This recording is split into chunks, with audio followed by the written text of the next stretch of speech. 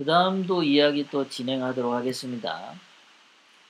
자, 최저임금 때문에 지금 기업의 존폐 위기에 닥쳤답니다. 그래서 경제단체가 6개가 있는데 아주 절박한 심정으로 공동성명을 발표했다는 거예요. 이대로 가면 기업 다 망한다 라고 말이죠.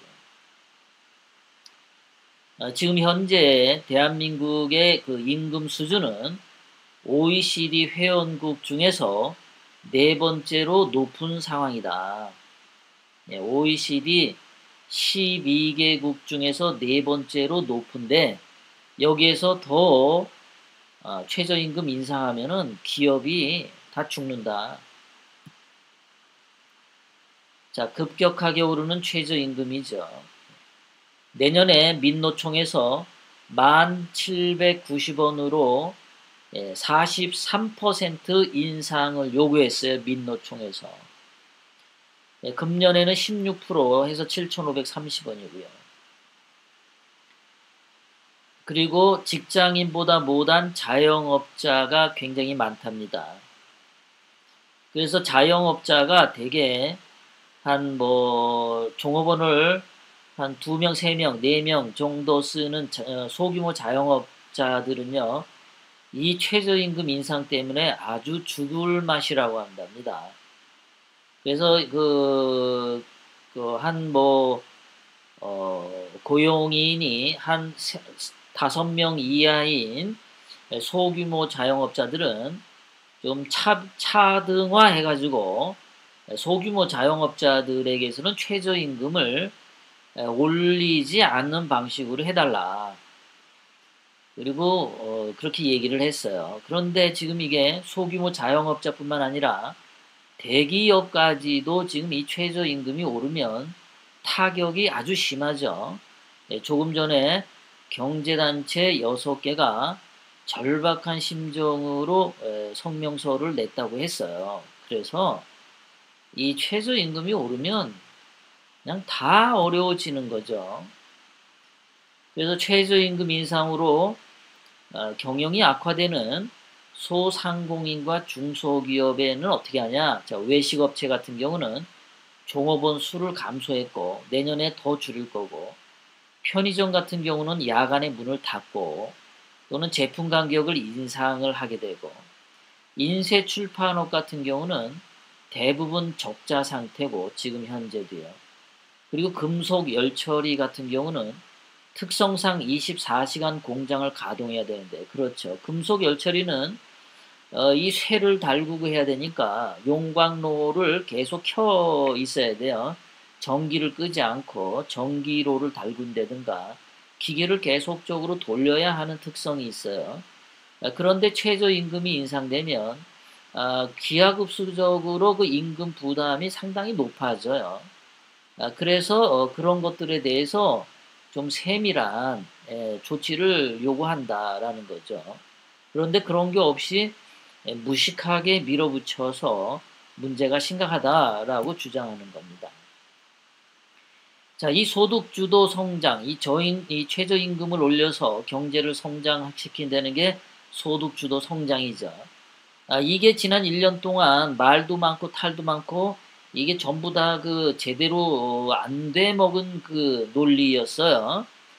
세계 어디에서도 있지도 않은 별 거지 같은 어떤 교수 출신의 그 경제수석이 그 등신 같은 게 지 뭐 어디서 혼자 낄적거리다가 낄낄대면서 만들어낸 게 소득주도 성장론인데, 그거를 그냥 대한민국 전체에다가 적용하다 보니까 이렇게 문제가 파생이 됐거든요. 그러니까 이 자들이 말을 뭐라고 또 바꿨냐면요, 포용적 성장이라고 또 말을 바꿨어요. 이 미친놈들이. 이 미친놈들이 포용적 성장이라고. 그러니까 최저임금 인상은 계속 하겠다. 그런데 소득 주도 성장이라는 단어를 안 쓰고 포용적 성장이라는 단어를 쓰는데, 단어만 바꾸면 되냐? 이 또라이 새끼들아. 이 포용적이란 단어도 형용사죠. 형용사입니다. 이 빨갱이들은 늘 형용사를 많이 쓴다 그랬어요. 속이기 위해서. 그리고 거기 네 번째 줄 보시면요. 주도 성장보다 넓은 개념이래. 자, 넓은, 이것도 형용사죠. 포용하는 성장, 넓은 개념. 뭐가 넓은 건데? 니들 눈으로 보면 다 넓지?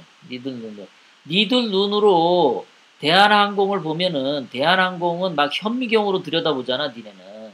응? 그런데 똑같은 죄를 지었어도 아시아나 항공을 한 거는 니네 눈에다가 저기 안대 끼고 보잖아. 안대 끼고. 그러고서 안 보여. 아시아나 항공의 비리는 안 보여. 이러잖아, 니들. 어? 대한항공 볼 때는 현미경 갖다 들여다보고, 아시아나 볼 때는 눈가리에다가 그거 시커먼 안대 끼고 보잖아, 니네. 잠잘 때 쓰는 안대. 그러면서 아시아나 항공에는 비리가 안 보이는데 이지랄 하잖아, 새끼들아. 이 도둑놈의 새끼들아. 이 개쓰레기 같은 새끼들아. 뭐가 포용적이야? 뭐가 포용이야? 포용은 니들이 뭘 포용해? 니들은 전라도만 포용하잖아. 아시아나 항공만 포용하잖아. 대한항공은 포용 안 하잖아. 뭐가 포용적 성장이야? 니네는 전라도만 빵 10개씩 주고 전라도 아닌 국민들은 빵 1개밖에 안 주잖아. 그게 포용적이야? 어? 서울시 의회 그래 93% 차지하는 게 이게 포용적이냐? 그러면은 북한의 김정은이는 더럽게도 포용적이네. 100%니까. 응? 야, 이 도둑놈의 새끼들아. 뭐가 포용적이고 뭐가 넓어? 어? 그래, 어저께 인도에서는 지가 주인공도 아니면서 삼성전자 준공식에 지가 주인인 것처럼 앞에서 나섰다가 오늘은 그래 삼성전자 본사 압수수색하는 게 그런 게 포용적이냐? 그게 넓은 거야? 그런 거야? 참, 참 포용적이다. 참 포용적이야.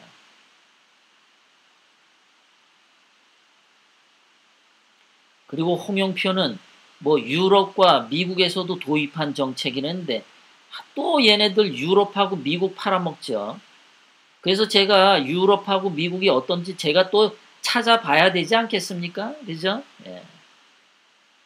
얘네가 꼭 뭐 이렇게 유럽하고 미국에서도 한대요. 그래서 제가 안 찾아볼 수가 없잖아요. 찾아봐야죠. 자, 봤더니 미국 저소득층에게는 뭐 소비 감소, 뭐 실업보험, 뭐 저소득 가구 아이들에게 뭐 조기교육 보육 서비스 저거 하는 거 맞아요, 미국이요. 맞는데 뱀 꼬리하고 원숭이 꼬리하고 같을 수가 없잖아요.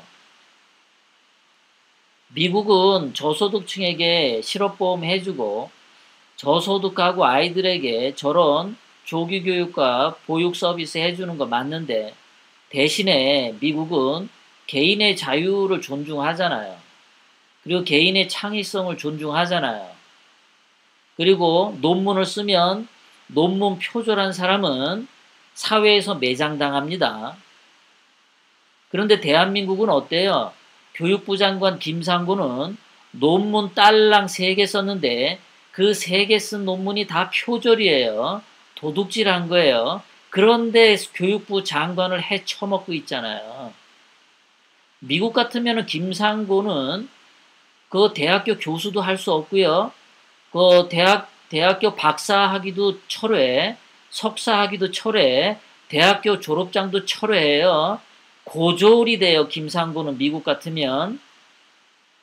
미국은 김상곤 같은 자가 표절을 하면 사회에서 아예 매장되는 사회에서 저소득 가구에게 저런 걸 줘도 된단 말이에요. 그런데 한국은 표절하고 남의 논문 도둑질한 놈이 교육부 장관 하는 이런 나라에서 무슨 미국의 저소득층에게 한 걸 갖다 쓰냐 이거예요. 에? 미국의 저소득층 정책을 갖다 쓰려면 교육부 장관 있는 김상곤부터 감옥에 갖다 집어쳐 넣어야지.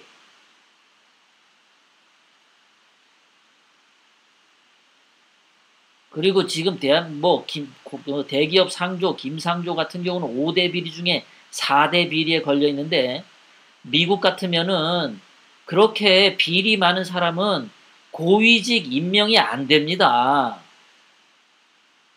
고위직 임명이 안 되는데 이낙연 국무총리 같은 경우도 5대 비리 중에 뭐 비리가 많이 걸렸죠. 미국 같으면은 장관 국무총리 될 수가 없어요. 그런 거 다 지키면서 미국 저소득층 거 갖다가 쓰면은 내가 아무 말도 안 하는데, 이 새끼들은 지네들 그냥 갖다 붙이기 좋은 것만 갖다 붙여요. 그리고 미국은 대기업이 돈 버는 거 존중합니다. 그리고 대기업에 대해서 그 법인세를 낮춰줬어요. 미국은 대기업 법인세를 낮춰주니까 대기업이 돈을 잘 법니다. 그래서 세금을 많이 냅니다. 그래서 그 돈으로 저소득 가구에게 복지기금을 사용할 수 있어요.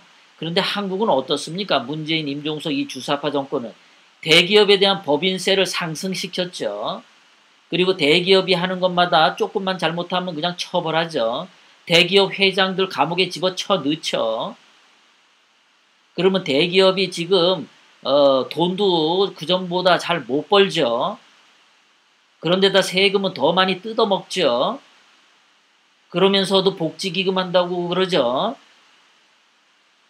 도대체 미국의 저소득층 복지를 흉내내려면 그 미국의 저소득층 저 정책이 돌아갈 수 있는 미국의 대기업 법인세 감소, 인하, 개인의 창의성과 개인의 자유 존중, 그리고 거짓말쟁이들은 고위공직자에 임명하지 않는 미국의 풍토, 그리고 미국은 법치주의를 따른다라는 거, 거짓말쟁이들은 아예 사회에서 매장시킨다는 거, 이런 것도 좀 다 지키면서 미국의 저소득층 정책을 가져와야 될 거 아니야? 어?